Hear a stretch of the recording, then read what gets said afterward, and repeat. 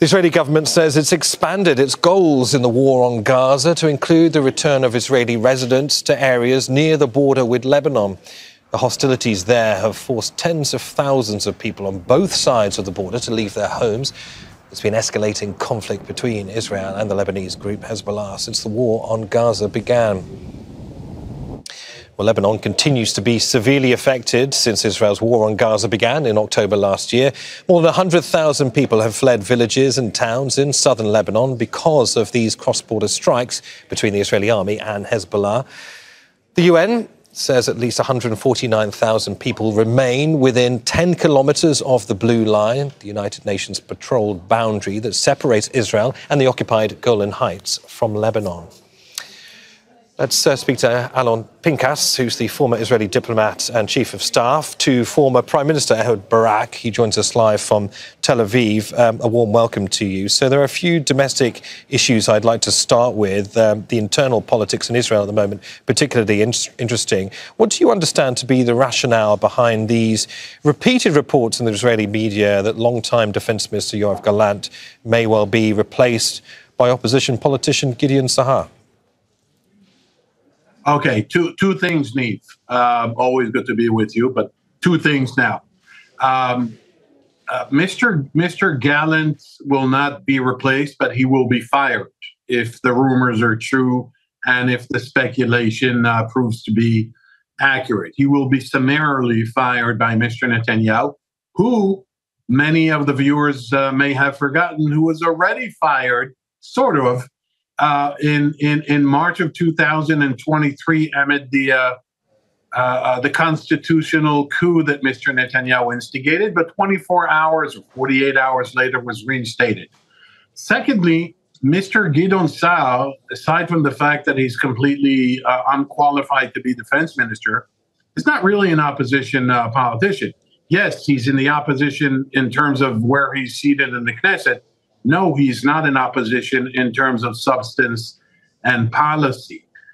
So what you see here, though, Neve, it has nothing to do with Lebanon, even though Prime Minister Netanyahu tries to portray this as, you know, I'm all gung-ho about an operation in Lebanon and we got to get this fixed and Mr. Gallant is impeding this as Mr. Gallant has reservations. That's entirely bogus and untrue. Mr. Gallant, for better or for worse, has been advocating a military operation against Hezbollah ever since October 2023. So this is all about Mr. Netanyahu's political survival. This is all about maintaining the intactness of his coalition. Okay. This is all about allowing him to stay in power. All right, understood. Before we move on to other issues then, I mean, how do you then explain the far-right National Security Minister Itamar Ben-Gvir saying, quote, a decision must be made in the north, of course, referring to Hezbollah in Lebanon, and Gallant is not the right man to lead it. Is that simply an extension of Netanyahu politics? Oh, absolutely. Field Marshal Ben-Gvir, who has not served in the military for one day, but claims to know a lot about military strategy and military planning, is talking every day. I mean, he's, you know, as far as he's concerned, attack Iran, attack Italy, attack Uruguay, you know. Okay. He should not be taken seriously as a person. However, he should be taken very seriously because what he says, Neve, reflects the prime minister. And any attempt to say that the prime minister thinks differently but finds it difficult to rein Mr. Ben-Gvir in, that's nonsense. Right, understood. What he is saying... Understood, yes. Alon. OK, look, we've got the US Secretary of State heading back to Egypt for talks with mediators there. The Palestinians believe Netanyahu's uncompromising insistence that Israel continues to occupy the Philadelphi Corridor between Gaza and Egypt is, quote, a tactic to sabotage talks, purely because it violates the US President Joe Biden's earlier proposal. What does Israel now anticipate Antony Blinken is going to say to the Egyptians? You know, Secretary of State Blinken, who's going to come to the region for the 13th time, I think, since October 7th, is going to try and resuscitate this deal. I mean, no one has done more to make a deal happen than the government of Qatar. And yet both the Qataris and the Egyptians and the Americans have came to the conclusion that Mr. Netanyahu and Mr. Sinwar, each for his own reasons, have a vested interest in prolonging the war and are not really interested in a deal. Now, Israel expects Secretary of State Blinken to present to the Egyptians a new American plan that they, with the Qataris, but maybe just the Egyptians, will present to Hamas with the hope that Hamas accepts this.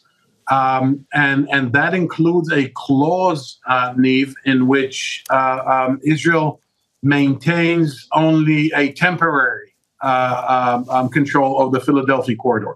But the Philadelphia Corridor, again, is a distraction and disingenuous. A host of Israeli generals who know the area, who know the terrain, who know the risks, have been saying that Mr. Netanyahu has been mendacious about the Philadelphia Corridor, that this is not a major deal. This is certainly not a make or break deal in terms of a ceasefire and a hostage deal. And he is only using it as a pretext to avoid a deal. So to make a long story short, I don't think anyone expects Secretary Blinken's trip to produce anything tangible. Right. All very, very interesting analysis there. Alon Pinkas, former Israeli diplomat and chief of staff to the former Israeli Prime Minister. Ehud Barak, always a pleasure. Thank you. Make sure to subscribe to our channel to get the latest news from Al Jazeera.